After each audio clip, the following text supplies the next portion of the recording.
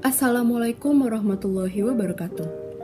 Ibu Lisnur dan Bapak Guru lainnya yang saya hormati, serta teman-teman yang saya banggakan, pertama-tama marilah kita panjatkan syukur kepada Allah Subhanahu wa Ta'ala, karena atas berkat rahmat dan hidayahnya lah kita semua masih diberikan kesempatan untuk melakukan aktivitas ini dengan kondisi sehat walafiat. Tak lupa, sholawat serta salam kita sampaikan kepada Nabi besar kita, yaitu Nabi Muhammad SAW.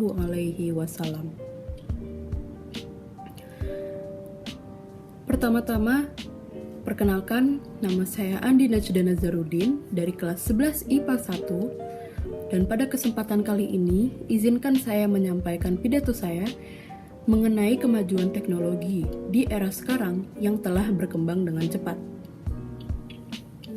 Hadirin sekalian, pada zaman sekarang, sudah tidak diragukan lagi bahwa kita sudah memasuki era di mana teknologi sudah menjadi bagian dari kehidupan kita sehari-hari.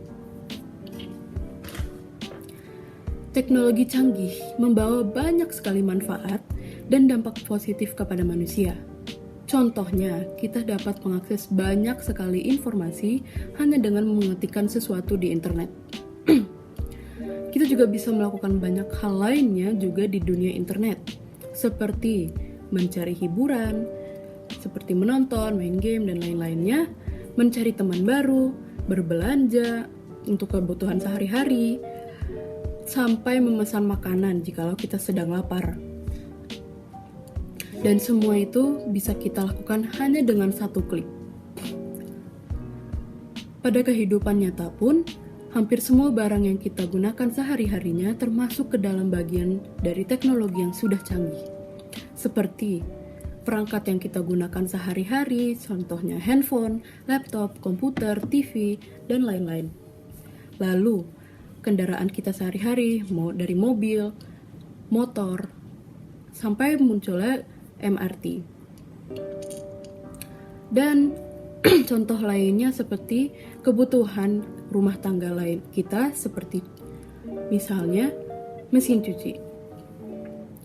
Jika kita bisa menggunakan teknologi dengan pikiran terbuka, maka akan membawa banyak sekali manfaat dan kemudahan dalam hidup kita. Faktanya, populasi pengguna internet di Indonesia juga semakin naik dari yang awalnya 49% pada tahun 2013 menjadi 79% pada tahun 2017. Peningkatan akses terhadap internet terjadi karena perbaikan pada infrastruktur jaringan dan banyaknya perangkat dengan kualitas yang lebih baik saat ini. Rata-rata pengguna internet pun berusia 16 tahun dan lebih, seperti contohnya saya sendiri. Hal ini disampaikan oleh Head of Corporate Communications PT Google Indonesia, Jason Teja Sukmana. Dan Jason memprediksi bahwasanya beberapa tahun ke depan akan semakin banyak pengguna internet dan smartphone di Indonesia pada sekarang. Tetapi sayangnya, di balik semua keindahan dari dunia teknologi, pasti ada banyak sekali dampak negatifnya kepada masyarakat.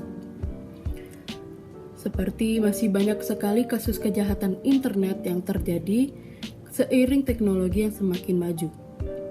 Contohnya, mulai dari cybercrime atau kejahatan cyber, hoax yang tersebar di mana-mana dan dari media sosial juga, penipuan, dan masih banyak lagi. Dengan adanya internet juga, semua hal bisa masuk ke dalam bangsa kita. Contohnya seperti budaya asing yang tidak kita kenali sama sekali, mulai dari hal yang bermanfaat sampai hal-hal yang berdampak buruk jika kita tidak bisa menerimanya dengan pikiran terbuka, seperti yang sudah saya jelaskan tadi. Tingkat kejahatan cyber di Indonesia masuk ke dalam peringkat kedua di dunia, di bawah negara Ukraina. Hal ini tentunya membuktikan bahwa masih banyak sekali orang-orang yang masih belum bisa menggunakan kemajuan teknologi dengan baik. Dan dan justru mereka lebih memanfaatkan internet untuk perbuatan mereka yang negatif atau salah, dan bisa saja mencelakai banyak orang lainnya. Sisi buruk dari internet sangatlah berbahaya, terlebih lagi banyak sekali pengguna internet pada zaman sekarang yang berasal dari kalangan anak muda.